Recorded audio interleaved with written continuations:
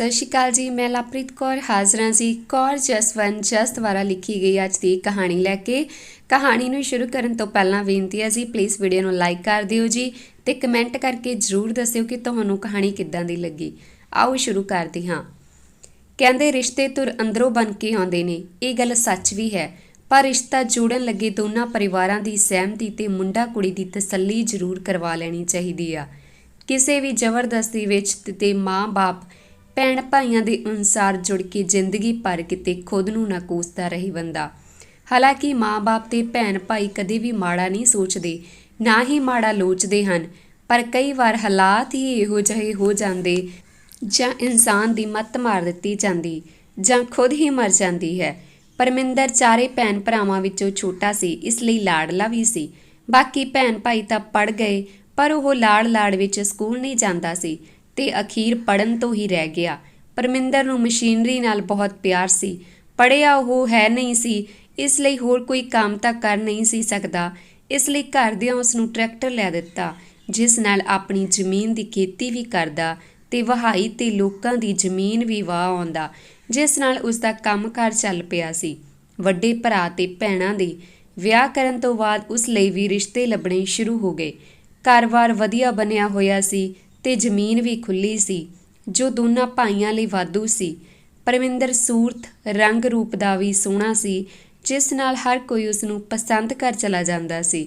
ਪੜ੍ਹਿਆ ਨਹੀਂ ਸੀ, ਪਰ ਬਾਕੀ ਹਰ ਚੀਜ਼ ਘਰ ਹੈ, ਇਹ ਸੋਚ ਕੁੜੀ ਵਾਲੇ ਰਿਸ਼ਤਾ ਕਰਨ ਵਾਲੇ ਸੋਚ ਜਾਂਦੇ। ਦੂਸਰਾ, ਪਰਮਿੰਦਰ ਨਸ਼ੇ ਪੱਤੇ ਤੋਂ ਦੂਰ ਸੀ, ਜੋ ਕਿ ਹਰ ਮਾਪੇ ਧੀ ਲਈ ਇਹੋ ਜਿਹਾ ਵਰ ਲੱਭਦੇ ਨੇ। ਇਸੇ ਤਰ੍ਹਾਂ ਲੱਭਦੇ ਉਹਨਾਂ ਨੂੰ ਇੱਕ ਵਧੀਆ ਰਿਸ਼ਤਾ ਲੱਭ ਗਿਆ। ਕੁੜੀ ਵੀ ਸੋਹਣੀ ਸੁਨੱਖੀ ਸੀ ਤੇ ਘਰੋਂ ਵੀ ਰੱਜੇ ਪੁੱਜੇ ਸਨ। ਕੁੜੀ ਤੋਂ ਇਲਾਵਾ ਸਾਰੇ ਮੈਂਬਰ ਨੌਕਰੀ ਕਰਦੇ ਸਨ। ਪਰਮਿੰਦਰ ਦਾ ਬਾਪੂ ਥੋੜਾ ਲਾਲਚੀ ਹੋਣ ਕਾਰਨ ਫਟ ਹਾਂ ਕਰ ਆਇਆ ਕਿ ਘਰ ਦਾਜ ਨਾਲ ਭਰ ਜਾਵੇਗਾ। ਕੁੜੀ ਵਾਲੇ ਬਹੁਤ ਵਧੀਆ ਬੰਦੇ ਸਨ, ਉਹਨਾਂ ਨੂੰ ਵੀ ਪਰਮਿੰਦਰ ਦੇ ਨਾ ਪੜ੍ਹੇ ਹੋਣ ਤੇ ਕੋਈ ਇਤਰਾਜ਼ ਨਾ ਹੋਇਆ। ਉਹਨਾਂ ਸਿਰਫ ਇਹ ਦੇਖਿਆ ਕਿ ਘਰ-ਬਾਰ ਚੰਗਾ, ਜ਼ਮੀਨ ਹੈਗੀ ਤੇ ਸਭ ਤੋਂ ਵਧੀਆ ਗੱਲ ਵੈਸ਼ਨੋ ਬੰਦੇ ਲੱਭ ਗਏ। ਨਵੇਂ ਨਸ਼ੇ ਚਲੇ ਧੀ ਦੇਣ ਲੱਗੇ ਵੀ 100 ਵਾਰ ਸੋਚਣਾ ਪੈਂਦਾ। ਰਿਸ਼ਤਾ ਤੈਅ ਹੋ ਗਿਆ, ਸਭ ਪਾਸੇ ਵਧਾਈਆਂ ਦਿੱਤੀਆਂ ਗਈਆਂ। ਕੁੜੀ ਤੇ ਮੁੰਡੇ ਦੀ ਗੱਲ ਕਰਵਾਈ ਗਈ, ਸਭ ਕੁਝ ਸਹੀ ਹੋ ਗਿਆ। ਦੋਨਾਂ ਨੇ ਇੱਕ ਦੂਜੇ ਦੇ ਨੰਬਰ ਲੈ ਲਏ ਤੇ ਗੱਲਾਂ ਬਾਤਾਂ ਦਾ ਸਿਲਸਿਲਾ ਸ਼ੁਰੂ ਹੋ ਗਿਆ। ਕੁੜੀ ਬਲਜੀਤ ਬਹੁਤ ਹੀ ਸ਼ਰੀਫ ਕੁੜੀ ਸੀ। ਉਸਨੇ ਪਹਿਲੇ ਦਿਨ ਤੋਂ ਹੀ ਪਰਮਿੰਦਰ ਨੂੰ ਆਪਣਾ ਸਭ ਕੁਝ ਮੰਨ ਲਿਆ ਸੀ। ਦੋ ਭਰਾਵਾਂ ਦੀ ਕੱਲੀ ਲਾਡਲੀ ਭੈਣ, ਜਿਸ ਨੂੰ ਕਿਸੇ ਚੀਜ਼ ਦੀ ਕਮੀ ਨਹੀਂ ਸੀ, ਹੁਣ ਆਪਣੇ ਨਸੀਬ ਪਰਮਿੰਦਰ ਨਾਲ ਜੋੜ ਕੇ ਵੇਖ ਰਹੀ ਸੀ। ਪਰ ਪਰਮਿੰਦਰ ਕਰੈਕਟਰ ਤੋਂ ਸਹੀ ਮੁੰਡਾ ਨਹੀਂ ਸੀ। ਉਸ ਦਾ ਨਾਲ ਦੇ ਪਿੰਡ ਦੀ ਕੁੜੀ ਨਾਲ ਚੱਕਰ ਚੱਲਦਾ ਸੀ, ਜਿਸ ਬਾਰੇ ਉਸ ਦੇ ਘਰ ਦੇ ਭਲੀ ਭਾਂਤ ਜਾਣਦੇ ਸਨ। ਪਰ ਪਰਮਿੰਦਰ ਦਾ ਬਾਪ ਉਸ ਕੁੜੀ ਨਾਲ ਰਿਸ਼ਤਾ ਨਹੀਂ ਸੀ ਕਰਨਾ ਚਾਹੁੰਦਾ, ਕਿਉਂਕਿ ਉਹ ਘਰ ਤੋਂ ਗਰੀਬ ਸਨ ਤੇ ਦੂਸਰਾ ਉਸ ਕੁੜੀ ਦਾ ਕਰੈਕਟਰ ਫਿਰਤੂ ਸੀ, ਜੋ ਬਾਪ ਨੂੰ ਪਸੰਦ ਨਹੀਂ ਸੀ। ਪਰ ਪਰਮਿੰਦਰ ਨੇ ਜਦ ਹੈਪੀ ਨਾਲ ਦੇ ਪਿੰਡ ਦੀ ਕੁੜੀ ਨੂੰ ਰਿਸ਼ਤੇ ਦਾ ਦੱਸਿਆ ਤਾਂ ਉਸਨੇ ਪਿੱਟ ਸਿਆਪਾ ਪਾ ਲਿਆ ਕਿ ਮੈਂ ਇਹ ਵਿਆਹ ਨਹੀਂ ਹੋਣ ਦੇਣਾ। ਪਰਮਿੰਦਰ ਤਾਂ ਉਹਨੂੰ ਦੱਸ ਕੇ ਹੀ ਫਸ ਗਿਆ ਸੀ, ਸੋਚਦਾ ਕਿ ਨਾ ਦੱਸਦਾ ਤਾਂ ਚੰਗਾ ਸੀ। ਉਧਰ ਬਲਜੀਤ ਦੇ ਘਰ ਦੇ ਪਰਮਿੰਦਰ ਦੀਆਂ ਬੜੀਆਂ ਤਾਰੀਫਾਂ ਕਰਦੇ ਕਿ ਉਹਨਾਂ ਦਾ ਹੋਣ ਵਾਲਾ ਜਵਾਈ ਬਹੁਤ ਚੰਗਾ ਹੈ, ਜਿਸ ਨਾਲ ਬਲਜੀਤ ਦੇ ਲੂੰ ਖੁਸ਼ੀ ਚੜ੍ਹ ਜਾਂਦੀ ਤੇ ਪਰਮਿੰਦਰ ਨਾਲ ਫੋਨ ਤੇ ਗੱਲ ਕਰਦੀ ਦੱਸਦੀ ਕਿ ਸਭ ਉਸ ਦੀਆਂ ਬਹੁਤ ਤਾਰੀਫਾਂ ਕਰਦੇ ਨੇ। ਇਹ ਸਭ ਸੁਣ ਕੇ ਮੈਨੂੰ ਬਹੁਤ ਚੰਗਾ ਲੱਗਦਾ ਹੈ। ਆਪਣੀਆਂ ਤਾਰੀਫਾਂ ਸੁਣ ਪਰਮਿੰਦਰ ਵੀ ਬਹੁਤ ਖੁਸ਼ ਹੁੰਦਾ, ਪਰ ਹੌਲੀ ਉਸਨੇ ਬਲਜੀਤ ਵਿੱਚ ਕਮੀਆਂ ਕੱਢਣੀਆਂ ਸ਼ੁਰੂ ਕਰ ਦਿੱਤੀਆਂ ਤੇ ਉਸ ਦੀ ਹੈਪੀ ਨਾਲ ਗੱਲਬਾਤ ਹੋਣੀ ਫਿਰ ਵੱਧ ਗਈ। ਮਤਲਬ ਕਿ ਉਸਨੇ ਇੱਕੋ ਟਾਈਮ ਦੋਨਾਂ ਨਾਲ ਗੱਲ ਕਰਨੀ ਜਾਰੀ ਰੱਖੀ। ਬਲਜੀਤ ਦੇ ਇੱਕ ਮਾਪੇ ਹੁਣ ਵਿਆਹ ਲਈ ਆਉਣ ਲੱਗ ਪਏ ਕਿ ਵਿਆਹ ਦੀ ਤਾਰੀਖ ਨਿਸ਼ਚਿਤ ਕੀਤੀ ਜਾਵੇ, ਪਰ ਮਾਂ ਨੇ ਬਹਾਨੇ ਬਣਾ ਤੋਰ ਦੇਣਾ ਕਿ ਆਖਦੇ ਆ ਸਲਾਹ ਕਰਕੇ ਦੱਸਾਂਗੇ, ਪਰ ਹਰ ਵਾਰੀ ਸਹੀ ਜਵਾਬ ਨਾ ਦੇਣਾ। ਬਲਜੀਤ ਦੇ ਮਾਪੇ ਪਰਮਿੰਦਰ ਦੀ ਭਾਬੀ ਅਮਨ ਨੂੰ ਵੀ ਬਲਜੀਤ ਵਾਂਗ ਹੀ ਸਮਝ ਬੜਾ ਪਿਆਰ ਕਰਦੇ ਤੇ ਅਮਨ ਵੀ ਉਹਨਾਂ ਦਾ ਆਇਆਂ ਦਾ ਬੜਾ ਸਤਿਕਾਰ ਕਰਦੀ। ਉਹ ਵੀ ਪਰਮਿੰਦਰ ਬਾਰੇ ਜਾਣਦੀ ਸੀ ਤੇ ਆਪਣੇ ਸਹੁਰੇ ਨੂੰ ਆਖਦੀ ਕਿ ਬਲਜੀਤ ਦੇ ਘਰ ਦੇ ਵਿਆਹ ਦਾ ਆਖ ਰਹੇ, ਉਹ ਵਾਰ-ਵਾਰ ਆਉਂਦੇ, ਸਲਾਹ ਕਰਕੇ ਵਿਆਹ ਰੱਖੋ, ਤਾਂ ਉਹ ਉਸ ਨਾਲ ਹੀ ਲੜਨ ਲੱਗ ਜਾਂਦੇ ਕਿ ਤੂੰ ਉਹਨਾਂ ਦਾ ਪੱਖ ਪੂਰ ਰਹੀ, ਉਹ ਤੈਨੂੰ ਚੰਗੇ ਲੱਗਦੇ। ਇਸ ਲਈ ਅਮਨ ਨੇ ਇਹ ਸਭ ਕਹਿਣਾ ਬੰਦ ਕਰ ਦਿੱਤਾ। ਪਰਮਿੰਦਰ ਦੀਆਂ ਲੜਾਈਆਂ ਬਲਜੀਤ ਨਾਲ ਵੱਧ ਗਈਆਂ ਤੇ ਉਸਨੇ ਉਸਨੂੰ ਇਹ ਕਹਿਣਾ ਸ਼ੁਰੂ ਕਰ ਦਿੱਤਾ ਕਿ ਤੇਰੇ ਕੋਲੋਂ ਤਾਂ ਸਾਡੇ ਘਰ ਦੇ ਕੰਮ ਨਹੀਂ ਹੋਣੇ, ਮੱਝਾਂ ਨੂੰ ਪੱਠੇ ਵੀ ਪਾਉਣੇ ਆ ਵੀ ਕਰਨਾ ਪੈਣਾ, ਉਹ ਵੀ ਕਰਨਾ ਪੈਣਾ। ਪਰਮਿੰਦਰ ਦੀ ਮਾਂ ਨੇ ਵੀ ਕੁੜੀ ਵਿੱਚ ਨੁਕਸ ਕੱਢਣੇ ਸ਼ੁਰੂ ਕਰ ਦਿੱਤੇ ਕਿ ਢਿੱਲੀ ਜਿਹੀ ਲੱਗਦੀ ਆ, ਉਸ ਕੋਲੋਂ ਕੰਮ ਨਹੀਂ ਹੋਣਾ, ਉਹ ਤਾਂ ਜਿੱਲੀ ਜਿਹੀ ਲੱਗਦੀ ਆ। ਅਮਨ ਨੇ ਬਥੇਰਾ ਸਮਝਾਇਆ ਕਿ ਕਰ ਲੈਣਾ ਉਹਨੇ, ਆਪੇ ਸਭ ਕੁਝ ਆਪਣੀ ਲੋੜ ਨੂੰ ਸਭ ਕਰਦੇ ਆ। ਪਰ ਪਰਮਿੰਦਰ ਤੇ ਉਸਦੀ ਮਾਂ ਤੇ ਭੈਣਾਂ ਰਿਸ਼ਤਾ ਤੋੜਨ ਤੇ ਹੀ ਲੱਗੀਆਂ ਹੋਈਆਂ ਸਨ। ਪਰਮਿੰਦਰ ਦੇ ਬਾਪ ਨੂੰ ਦਾਜ ਦੀ ਪਈ ਹੋਈ ਸੀ ਕਿ ਹੋ ਹੀ ਜਾਵੇ, ਘਰ ਭਰ ਜਾਵੇਗਾ, ਪਰ ਉਸਦੀ ਕਿਸੇ ਨੇ ਨਾ ਸੁਣੀ ਤੇ ਰਿਸ਼ਤਾ ਤੋੜ ਦਿੱਤਾ। ਮਾਂ ਭੈਣਾਂ ਤੇ ਪਰਮਿੰਦਰ ਹੈਪੀ ਨਾਲ ਵਿਆਹ ਹੋ ਜਾਵੇ ਚਾਹੁੰਦੀਆਂ ਸਨ, ਪਰ ਪਰਮਿੰਦਰ ਦਾ ਬਾਪ ਉਸ ਨੂੰ ਘਰ ਦੀ ਨੂੰਹ ਨਹੀਂ ਸੀ ਬਣਾਉਣਾ ਚਾਹੁੰਦਾ। ਬਲਜੀਤ ਦਾ ਰਿਸ਼ਤਾ ਪੂਰੇ 1 ਸਾਲ 6 ਮਹੀਨੇ ਬਾਅਦ ਟੁੱਟ ਜਾਣ ਪਿੱਛੋਂ ਉਹ ਬਿਲਕੁਲ ਸੁੰਨ ਹੋ ਗਈ। ਉਸ ਨੂੰ ਸਮਝ ਨਹੀਂ ਸੀ ਆ ਰਹੀ ਕਿ ਇਹ ਉਸ ਨਾਲ ਕੀ ਹੋ ਗਿਆ। ਉਸ ਦੀ ਹੱਸਦੀ ਖੇਡਦੀ ਜ਼ਿੰਦਗੀ ਵਿੱਚ ਇਹ ਤੂਫਾਨ ਕਿੱਥੋਂ ਆ ਗਿਆ। ਉਹ ਆਪਣੀ ਮਾਂ ਨੂੰ ਬਾਰ-ਬਾਰ ਆਖਦੀ ਉਹ ਉਸ ਦੀ ਖਾਤਰ ਇੱਕ ਵਾਰ ਪਰਮਿੰਦਰ ਕੇ ਘਰ ਜਾ ਕੇ ਆਉਣ ਤੇ ਦੁਬਾਰਾ ਗੱਲ ਕਰਨ, ਸ਼ਾਇਦ ਉਹ ਮੰਨ ਜਾਣ। ਧੀ ਦੀ ਖੁਸ਼ੀ ਕਾਰਨ ਉਹ ਸਭ ਕੁਝ ਭੁੱਲ ਕੇ ਇੱਕ ਵਾਰ ਫਿਰ ਪਰਮਿੰਦਰ ਦੇ ਪਿੰਡ ਵੱਲ ਤੁਰ ਗਏ। ਰਸਤੇ ਵਿੱਚ ਪਰਮਿੰਦਰ ਦੇ ਪਿੰਡ ਦੇ 2 ਬੰਦੇ ਉਹਨਾਂ ਨੂੰ ਮਿਲ ਗਏ ਤਾਂ ਉਹਨਾਂ ਕੋਲੋਂ ਬਲਜੀਤ ਦੇ ਮਾਂ-ਬਾਪ ਨੂੰ ਪਤਾ ਲੱਗਾ ਕਿ ਉਸ ਦਾ ਨਾਲ ਦੇ ਪਿੰਡ ਦੀ ਕੁੜੀ ਨਾਲ ਚੱਕਰ ਆ। ਸੁਣ ਕੇ ਉਹਨਾਂ ਦਾ ਮਨ ਭਰ ਗਿਆ, ਪਰ ਧੀ ਦੀ ਖਾਤਰ ਉਹ ਪਰਮਿੰਦਰ ਦੇ ਘਰ ਜਾ ਵੜੀ। ਗੱਲਬਾਤ ਕਰਨ ਤੇ ਮਾਂ ਨੇ ਕਿਹਾ ਕਿ ਸਾਨੂੰ ਪਰਮਿੰਦਰ ਬਾਰੇ ਕਿਸੇ ਕੁੜੀ ਨਾਲ ਚੱਕਰ ਦਾ ਪਤਾ ਲੱਗਾ, ਪਰ ਫਿਰ ਵੀ ਅਸੀਂ ਚਾਹੁੰਦੇ ਇਹ ਰਿਸ਼ਤਾ ਨਾ ਟੁੱਟੇ। ਅਸੀਂ ਤਾਂ ਸਭ ਰਿਸ਼ਤੇਦਾਰੀ ਵਿੱਚ ਦੱਸਿਆ ਹੋਇਆ, ਸਾਡੀ ਬੇਇੱਜ਼ਤੀ ਹੋ ਜੂ, ਖਬਰੇ ਕਿਉਂ ਰਿਸ਼ਤਾ ਤੋੜ ਦਿੱਤਾ, ਕੁੜੀ ਵਿੱਚ ਕਮੀ ਹੋਣੀ ਕੋਈ। ਪਰ ਪਰਮਿੰਦਰ ਦੀ ਮਾਂ ਨੇ ਸਾਫ਼ ਨਾ ਕਰ ਦਿੱਤੀ। ਬਲਜੀਤ ਦੇ ਮਾਂ-ਬਾਪ ਅੱਜ ਬੜੇ ਦੁਖੀ ਹਿਰਦੇ ਨਾਲ ਇਸ ਘਰ ਨੂੰ ਹਮੇਸ਼ਾ ਲਈ ਅਲਵਿਦਾ ਆਖ ਆਪਣੇ ਘਰ ਲਈ ਤੁਰ ਗਏ ਤੇ ਰਸਤੇ ਵਿੱਚ ਦੋਨਾਂ ਦੇ ਮਨਾਂ ਅੰਦਰ ਇਹੀ ਚੱਲ ਰਿਹਾ ਸੀ, ਆਖਿਰ ਸਾਡੇ ਕੋਲੋਂ ਐਸਾ ਕੀ ਹੋ ਗਿਆ ਸੀ ਜੋ ਅੱਜ ਆਹ ਟਾਈਮ ਦੇਖਣ ਨੂੰ ਮਿਲ ਰਿਹਾ। ਉਹ ਕਦੇ ਆਪਣੀ ਤੇ ਕਦੇ ਆਪਣੀ ਧੀ ਦੀ ਕਿਸਮਤ ਨੂੰ ਕੋਸਣ ਲੱਗ ਜਾਂਦੇ। ਲੋਕਾਂ ਨੂੰ ਤੇ ਰਿਸ਼ਤੇਦਾਰਾਂ ਨੂੰ ਕੀ ਜਵਾਬ ਦੇਣਗੇ ਕਿ ਕਿਉਂ ਰਿਸ਼ਤਾ ਟੁੱਟ ਗਿਆ।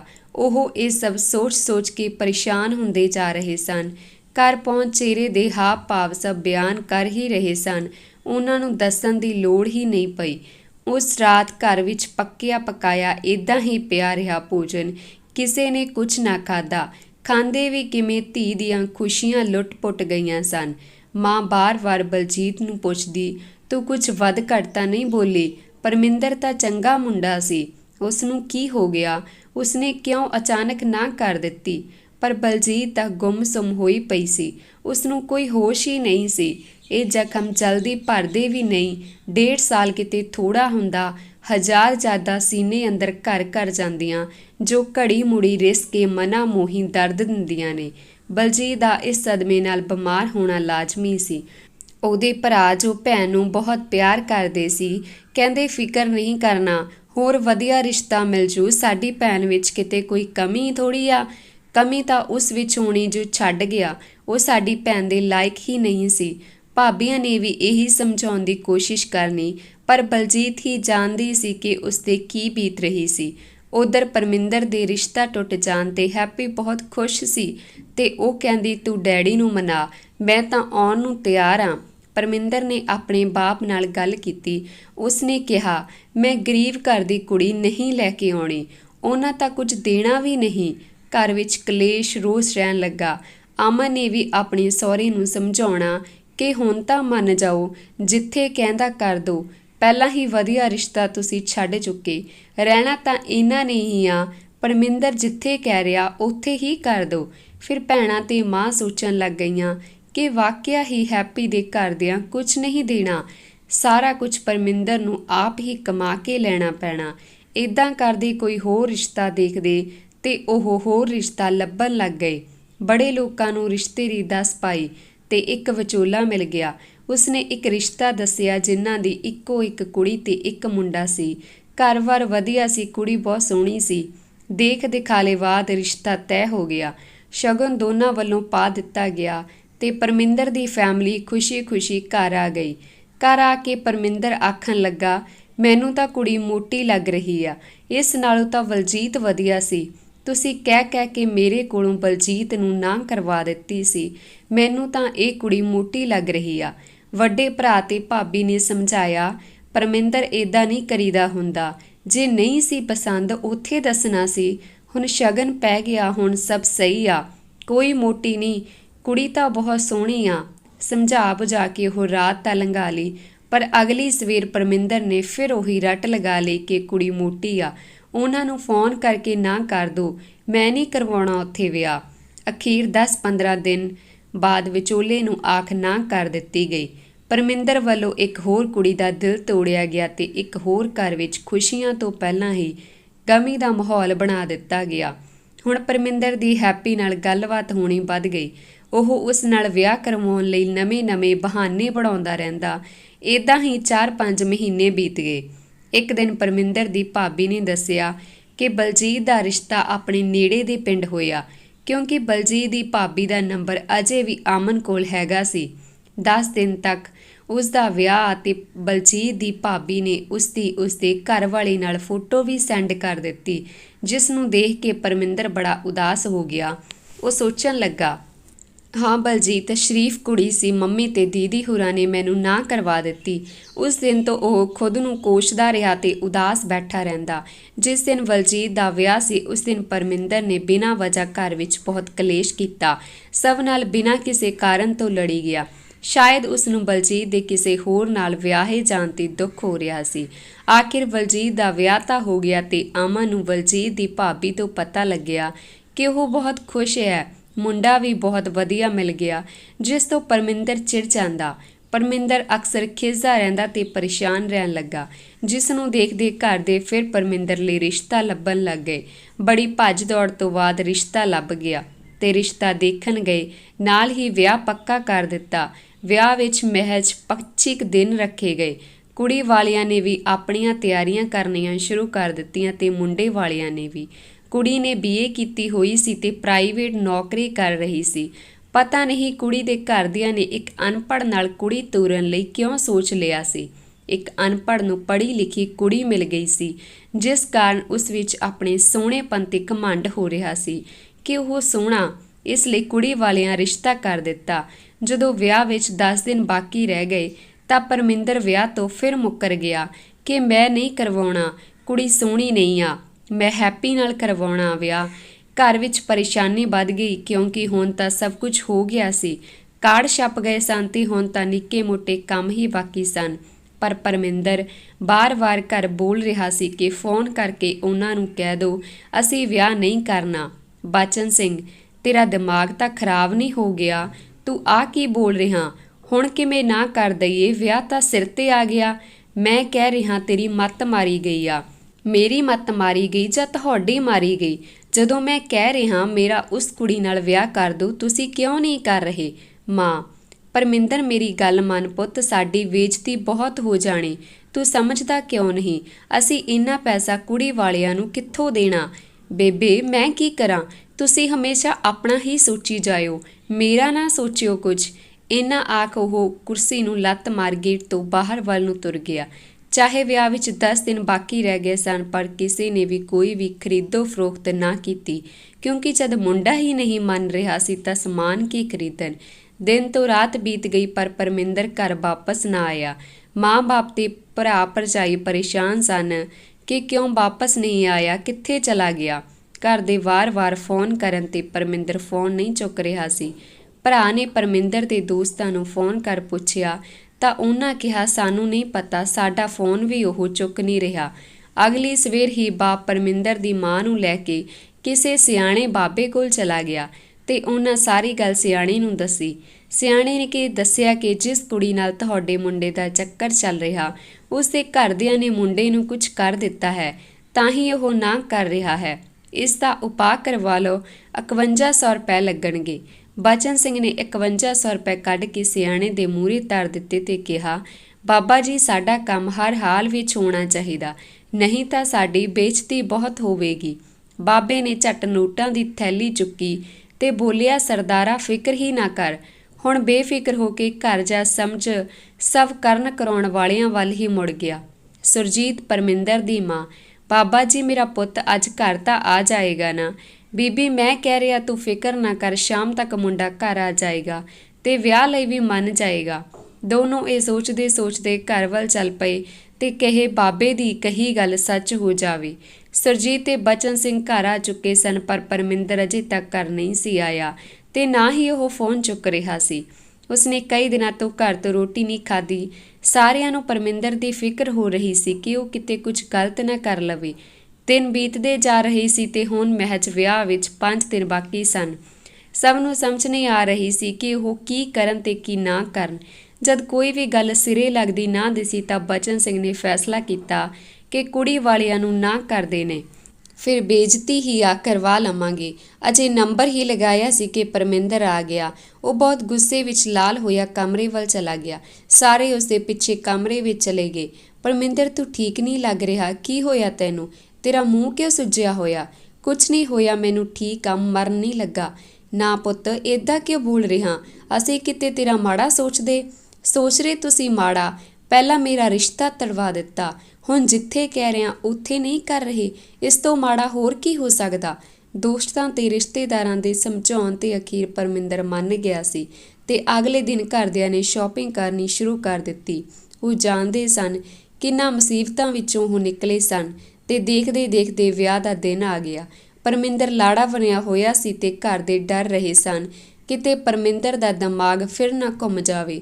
ਉਹ ਸਭ ਰਸਮਾਂ ਜਲਦੀ ਨਿਪਟਾਉਣਾ ਚਾਹੁੰਦੇ ਸਨ, ਪਰ ਉਸ ਦਿਨ ਦਾ ਦਿਨ ਹੀ ਪਤਾ ਨਹੀਂ ਕਿਹੋ ਜਿਹਾ ਚੜ੍ਹਿਆ ਸੀ। ਸਾਰੇ ਕੰਮ ਲੇਟ ਹੋ ਰਹੇ ਸਨ। ਲੇਟ ਹੋਣ ਦੇ ਬਾਵਜੂਦ ਸਾਰੀਆਂ ਰਸਮਾਂ ਹੋਰ ਵੀ ਲੇਟ ਹੋ ਗਈਆਂ, ਪਰ ਅਖੀਰ ਵਿਆਹ ਸਿਰੇ ਚੜ੍ਹ ਗਿਆ। ਮਾਂ-ਬਾਪ ਤੇ ਬਾਕੀ ਪਰਿਵਾਰ ਨੇ 100 ਵਾਰ ਵਾਹਿਗੁਰੂ ਦਾ ਸ਼ੁਕਰਾਨਾ ਕੀਤਾ ਕਿ ਉਹਨਾਂ ਦੀ ਬੇਇੱਜ਼ਤੀ ਹੋਣੋਂ ਬਚ ਗਈ।